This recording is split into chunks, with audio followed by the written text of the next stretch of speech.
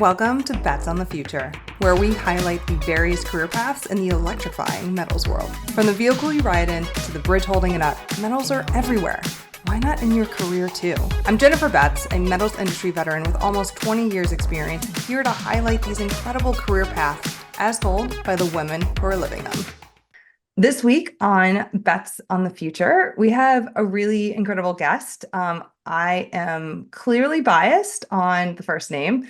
We have Jennifer Lueder. She is an account manager for Metallus, formerly Timken Steel, for those that are in the know.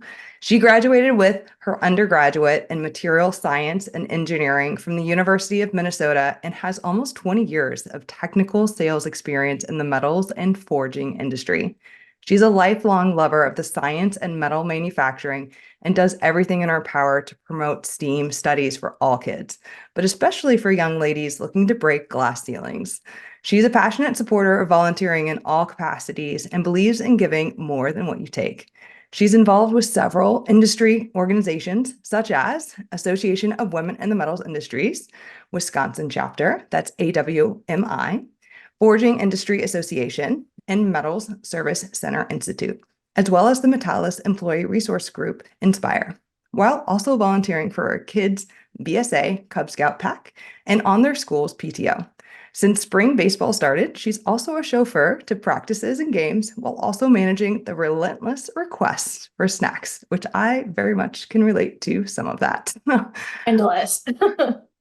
I just want to say a huge thank you, Jen, for coming on here because I understand that it is a very busy season in life for you. So thank you very much for taking the time and coming on and just sharing a little bit more about, your background, your career and what you're working on these days.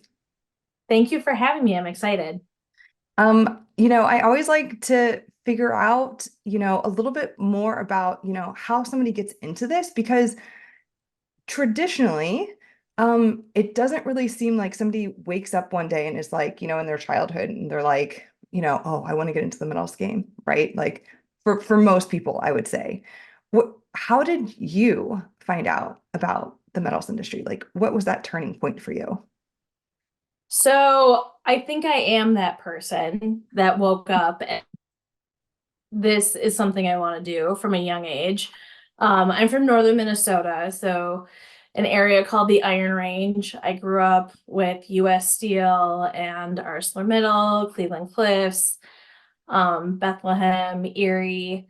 My grandfather was an accountant for one of the iron ore mines in northern Minnesota. My dad ran a foundry, and then was part owner of a foundry in northern Minnesota. So I really grew up with, um, the names, the companies, the mining trucks, and wondering as a kid even, how is that made? How do you take it from the red dust that doesn't come out of your clothes when you stomp in a puddle to, a car?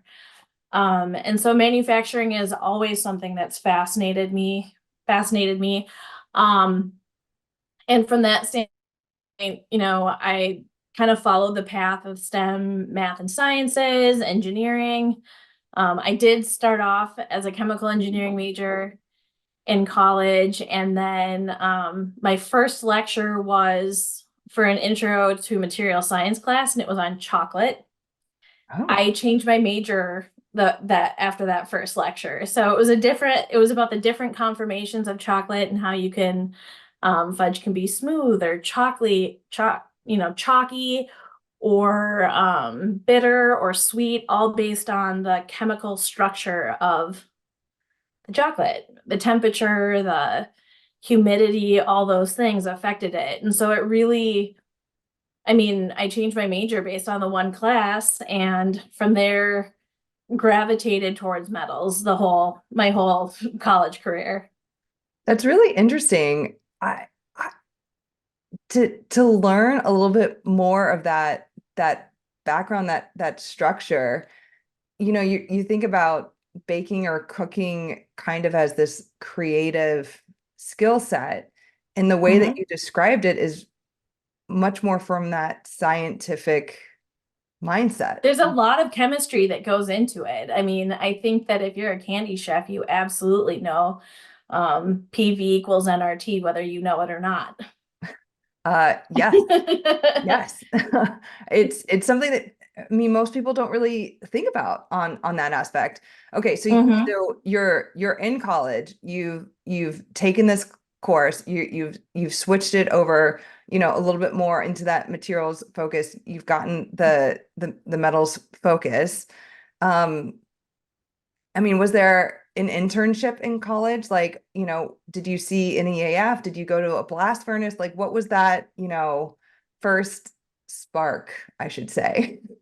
I mean, really, the first spark was going through my dad's foundry as a kid and seeing the DISA that they had and the molten metal and the cool shapes they were making. And they used to make the tops on all the fire hydrants and walking around and saying, like, hey, my dad made that, or, I think that's really where it started.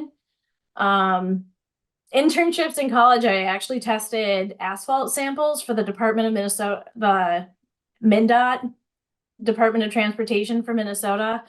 And polymers was not the direction I wanted to go. Yeah. That was pretty clear, but it was a great internship. I learned a lot, paid very well. So it was a great experience, but it also helped me realize like I don't think I want to work in a lab.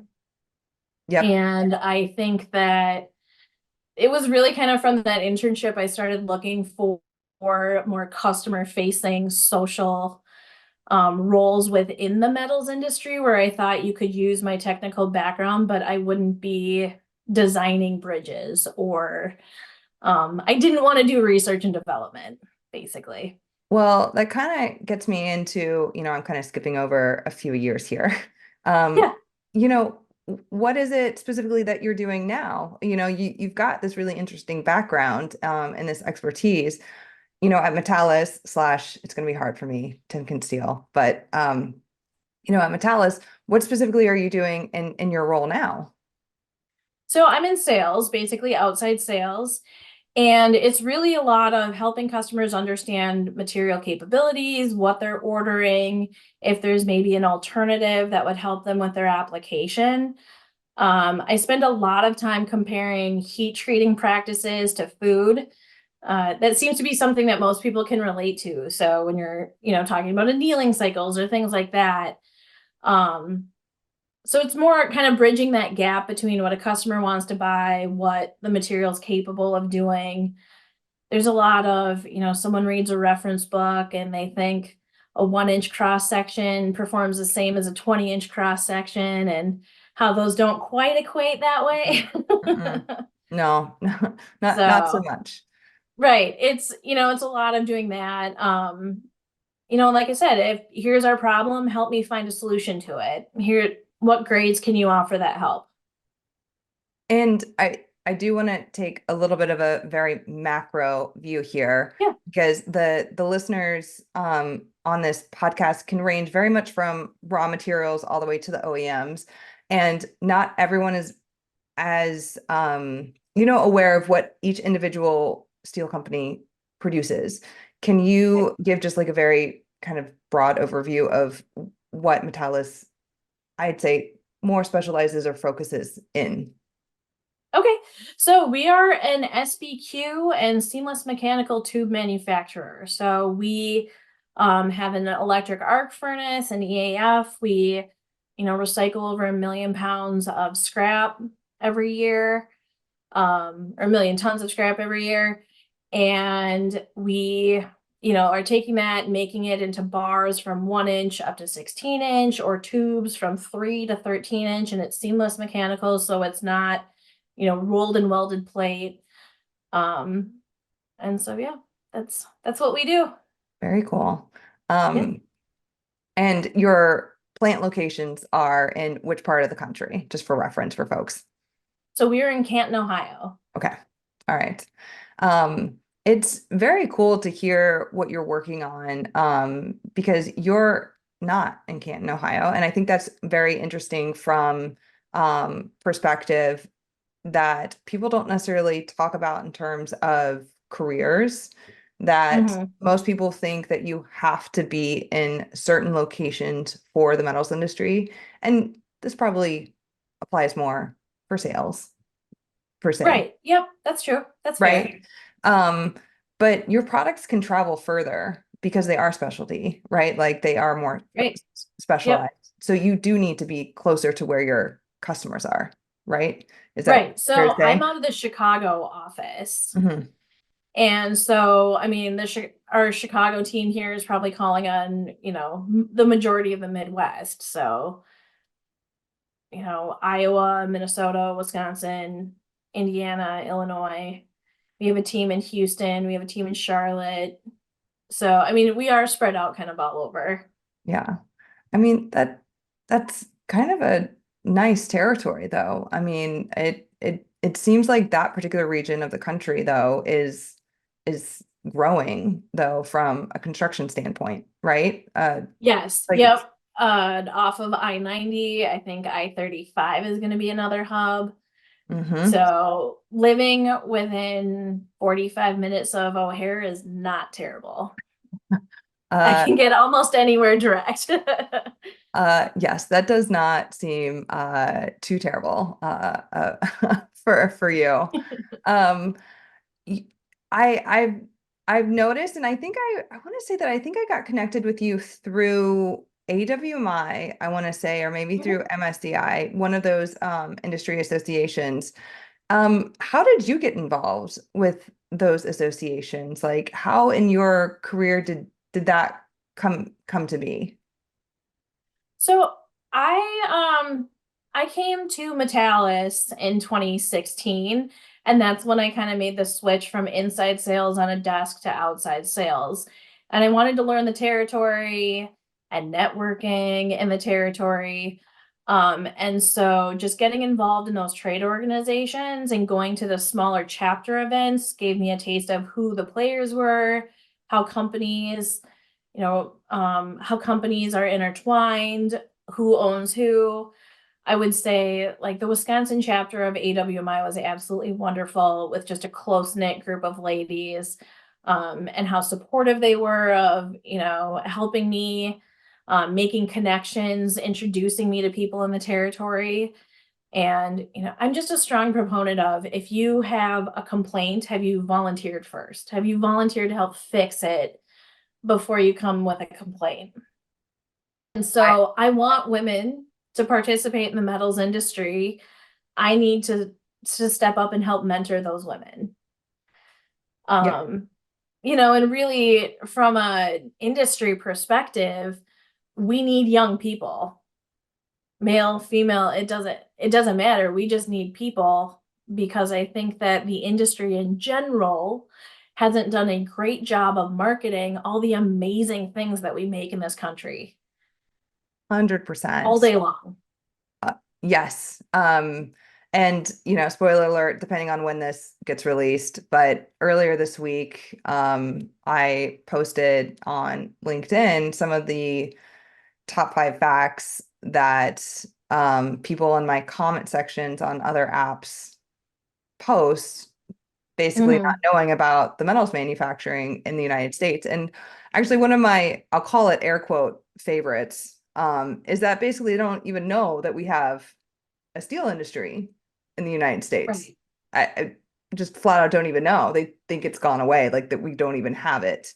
And Right. it's incredibly frustrating to see that lack of awareness or knowledge. And it makes me sad for recruitment, for legislative purposes, I mean, it's frustrating. Right. So, Yeah, I mean, you see it and it doesn't, I mean, there's different jobs. If finance is your thing, mhm, there's a ton of steel mills and steel manufacturers that need finance people or, supply chain, quality assurance, any of those. There's so many auxiliary jobs and production jobs. I mean, it's typically great wages, typically great benefits. mhm. I, and I think it's just a wonderful industry and we haven't done it justice with the marketing. I agree. And I'm clearly biased, right? Yeah. I'm I'm from the United States, right? I'm clearly in the industry. I come from an EAF background, an electric arc furnace, for those that maybe are new to the industry, which uses recycled materials to make new steel. But from a global perspective, like the United States is really actually at the forefront for metals manufacturing. We have some of the lowest carbon emissions when it comes to metals manufacturing.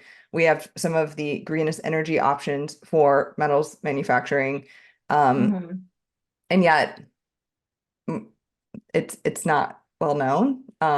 Right. It, it it's just it's frustrating from that perspective. Right. Yeah, I mean, just at Metallus, we have a water treatment facility where we're using our own water. We've got the bag house that collects dust particles and that gets recycled. It's all of those things that we should be talking about that we were already doing before it was cool to do it. Yeah. Yep. Exactly. I mean, And let now alone we have an ESG report, so it's getting reported out on, but I mean, like none of those were new things for what we were doing. yes, agreed. And it was something that a lot of the steel industry was doing, I think more from a market perspective, not necessarily from, I don't know what the right word is, but I think the market was demanding it, right? I think the market was saying, we want these things, and the industry listened from it too. That's why we have so many EAFs in the United States, right? It's just a more efficient way to manufacture steel. It's easier to set up those shops. It's easier to run them. And I'm Right. very much blanketing that statement, but it is easier to turn them on and off, right? Right. And metal can be melted and remelted an infinite number of times. Mhm. So one generation it gets to be a car, and the next generation it gets Yeah. to be, a garage door. It Yes. all the different things that it can be over the course of its lifetime. Mhm. Agreed. And it really does take the full supply chain to participate in it. And that's why I really like the AWMI as one of my preferred associations in the industry. Again, clearly Hmm. biased female here, but it is open to male and females, the organization. Absolutely. Yep. It's all Um, inclusive. the Association of Women in the Metals Industry is one of the few fully vertically integrated associations in our industry. I can't really think of another one where it's all the way from the raw materials all the way up to the OEMs. And I really encourage people to get involved with it, again, male and female, because um, from a networking perspective, you will have access to the raw material, the metal recycling facilities. If you have any questions about how to handle your scrap at your facility, all the way up Hmm. to the OEMs of how am I generating my scrap to the steel mills that participate, like Right. yourself. Even logistics. How am I going to get Right. my scrap from me to the mill? Yes, The exactly. trucking companies, you have powder coating companies, or the paint suppliers or chalk suppliers for marking parts. I mean, it is a very diverse group of members, I would say. Yeah, it is. And I do have to say, you have some really fun events as well. Oh, good. Yes. Yeah. I don't get back to the Midwest as much as I used to. I used to be in Cincinnati, so it used to be a little Okay. easier for me to Yep. get back there. I'm on the West Coast now. But I do see your events on LinkedIn. They look and I hear from participating members that they look like a good networking time, from golf events to happy hours to just a variety of good events. Yeah, I know for the Wisconsin chapter specifically in May, we've got an etiquette lunch for young professionals. Nobody knows. I mean, I suppose some people do, but for the most part, when you're young and entering the industry, you don't know how to network. You don't know how to go to a lunch and, how to be on and still trying to eat, not spill on yourself, and what to say and not say and where to put your name tag. And so, I think AWMI is a great example of the chapters doing stuff like that just for mentoring, from the mentoring young professionals on how to go to these events and get more use out of them. That's a really great point. Well, especially with COVID. COVID Right. and We're all a little socially awkward. I think We my all needed some help. well, my, a little bit off topic here. Express just declared bankruptcy, right? You remember that company? And my husband and I were talking about that, and he was like, a little surprised. And I'm like, well, think about it. COVID killed a lot of work clothing lines. Like we're all in Oh, VR, yeah, we're yeah. all in like athleisure now, right? Right. I mean, there's a lot of work from home folks now at this point that, I mean, I still like my blazers, but Right. Yeah. maybe not so many people need those office clothes. And so that kind of translates to your etiquette point of the folks that have been entering the workforce the past 3, 4 years Mm-hmm. haven't had to do those things, haven't had to learn those you know, uh There's an art to networking. There's definitely an art to it. It takes practice, it takes experience. It's intimidating. I mean, some of those MSCI events are a couple, 300 people. That's intimidating to walk into a room and not feel like you know what you're doing. mhm. And so I think even MSCI has individual chapters. I think those chapter events are a great one. They're a little bit smaller. There's probably 25 to 50 people, a little bit smaller, less intimidating to break your teeth in. Any of those, just practice going, but really having someone tell you, okay, this is where you put your name badge. And, when you have a place setting, this is how you eat. I mean, if you don't know, you don't know. I think that's a really great idea because I mean most people don't know, or you can't really look at your phone up on YouTube during the event, right? Right. Yeah, you could beforehand, but it doesn't dawn on you until you're sitting there. Right? Until you're sitting there and you may not, out of those 200, 300 people, you may not know someone or you may not feel comfortable enough in that moment to ask someone, hey, Right. what what do you do in this situation? Right. I remember the place settings from actually Girl Scouts Yes. as a kid. Yes. Um, but yeah, I mean, even the art of networking and how to remember names, which is huge. You could meet someone multiple times and not remember a name. And I'm a terrible person for this as well. I will remember a dog's name and where your kids are going to college and what your GPA was, and I will forget your name is Chad or some of those things. So there's tips and tricks on how for those things or how to follow up even Yeah. from the events.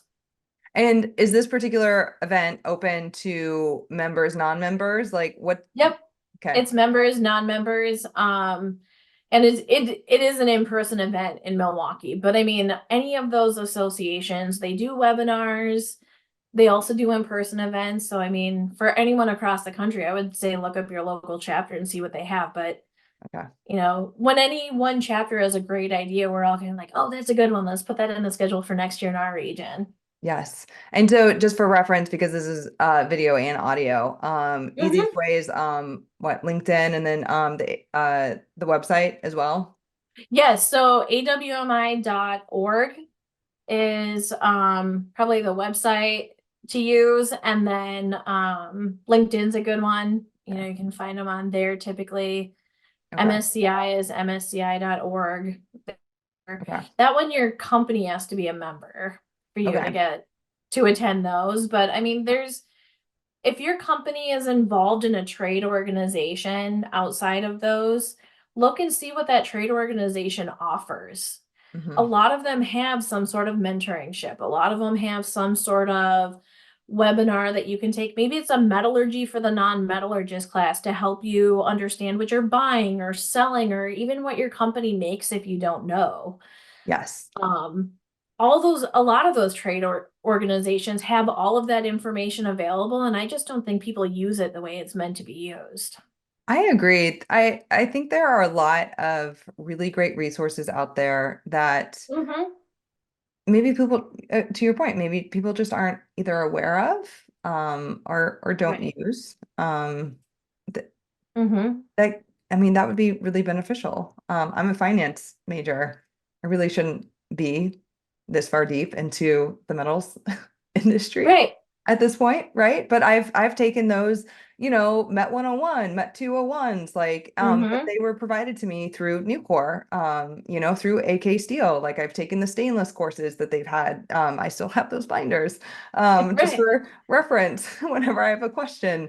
Um, because yeah, I didn't know. I never took a material science class because, again, I was taking accounting 101 Right. And in like, college. I mean, that's just it is if you're in, accounting or I mean, really what the metals industry needs is more marketing people. I think it is an underrated skill. Hi, Like, I just working on that, trying to get some more, trying to get right. some more. I mean, and just companies in general, but Yeah, um there's a lot of free resources, or I suppose if your company is paying for it, they're not necessarily free, but a lot yeah, of those trade organizations have wonderful resources.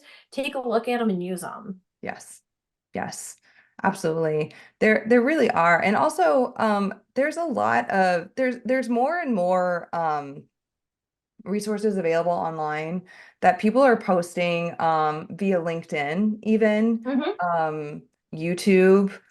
Uh, Mm-hmm. there are some really interesting people that I like to follow on LinkedIn. There's one individual, I like to call him my aluminum guru, that I follow on LinkedIn because he provides some really interesting thought leadership on LinkedIn. So you can find these experts that can Mm-hmm. provide resources to you because they are experts in their field, and you can follow them that way as well. Agreed. Yeah. Um, I have to imagine that, you're 2 years, 2 decades, excuse me, into this industry. You have that family connection. Um, you're not going anywhere, right?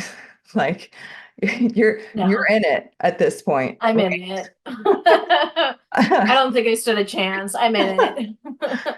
Um, and you're obviously very committed to getting the next generation in. What do you think, some of the biggest hurdles are for us as an industry to get that next generation in? Like, where do you see some of those challenges are for us?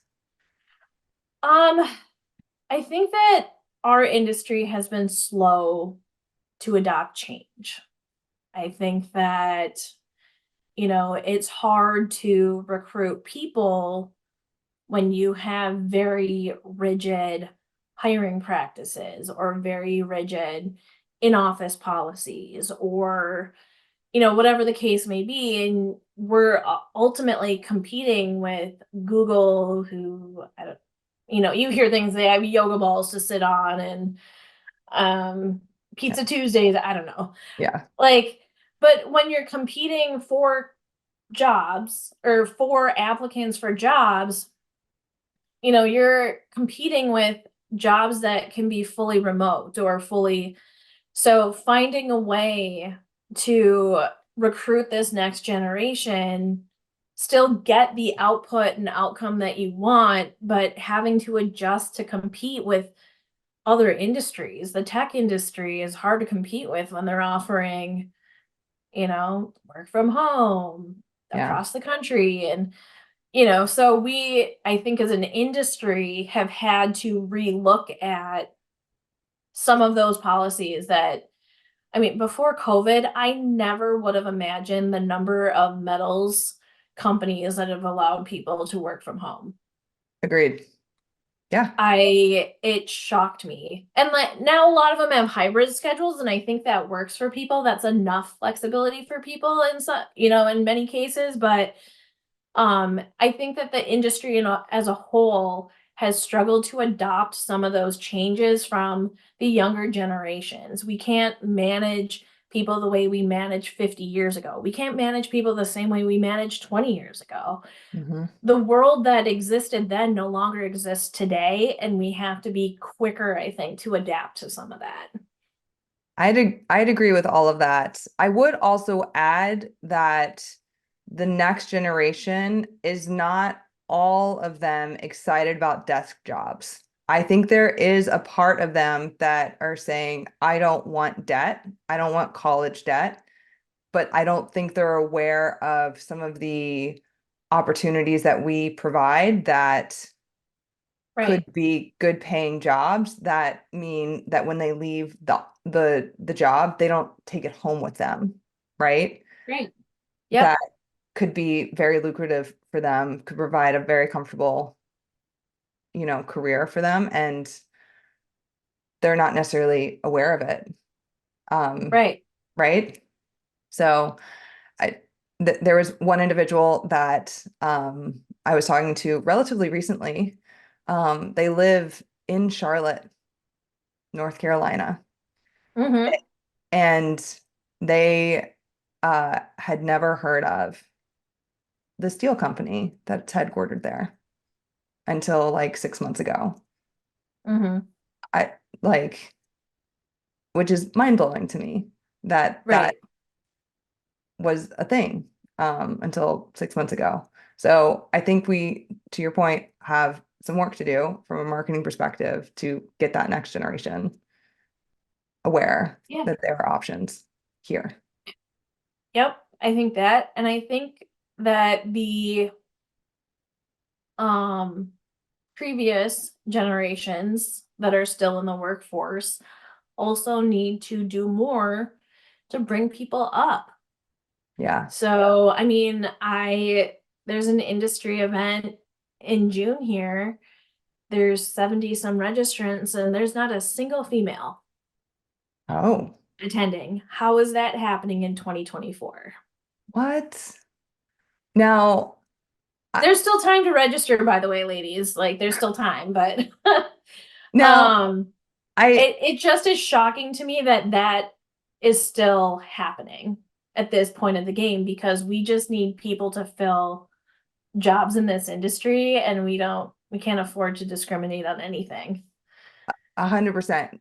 I will preface we are not 50-50 in this industry yet. No. Yet. Not Yeah, yet. not Not yet. yet. The uh women in manufacturing, their stat is roughly 30% of the manufacturing industry is female. The women in steel, I think their stat is roughly 20%. So it's not ideal. I think it can be better, Mhm. obviously. But yeah, if to your point, if there's an industry event that has any attendees, it should at least reflect where we're Right. at. 20 to So 30%. 20-30% should at least be attending at that point. Because if you Mhm. take a look at the C-suites, the leadership teams that are out there, that's I'd say we're pretty close to those numbers, to be honest. Mhm. Along those, we are starting to reflect out there. So those events should be reflective of Right. what's happening. So And we I have a think little more that's, work. I mean, that's a detriment. I'm not saying that this one particular event, but I mean, I think that is one of the hurdles that we have Yeah. for Uh, recruiting the next generation.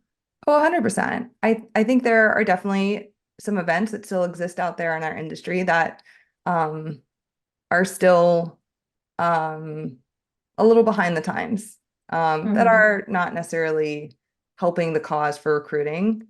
Because when people do get into this industry and then they are invited to those events, there is a bit of a pause for those individuals because they do question, wait, why are we still doing this? Why is this Mhm. still happening? Mhm. But I think it's just the folks that have been in the industry so long that I don't think they stop to pause and wonder, should this still be happening as it is? Should we be Right. opening it up to others? Should it be adjusted in any way? So I think sometimes we just have to pause and reflect and see if there are other ways of doing things to help our industry move forward. Agreed. Yes. On that note, because I know that we are probably running up a little bit on time here. Is there anything else that we missed that you wanted to share on this podcast? Because I know that you have a very long list of experience, and I just want to make sure that we didn't miss anything on that front. No, I think we touched on all of it. Wonderful. Well, Jen, if anybody wants to get a hold of you, is LinkedIn the best way to get a hold of you? Yeah, that probably is. Just saying, my email address is all of the letters jennifer.lueder@metallus.com. That's a lot. Okay. So All right. find me on LinkedIn. All right. That sounds wonderful. Jennifer Lueder is the account manager for Metallus, formerly Timken Steel. I'm going to put in all the buzzwords, the keywords for all the algorithms on there. Thank you so much for hopping on here. It's been really wonderful learning about your history, your background, all the volunteer work that you've been doing for our industry. It really is incredible. We need more people like you. It really is uh, fantastic to hear what you're doing. So thank you so much. I really appreciate it. And yeah, you can find her on LinkedIn.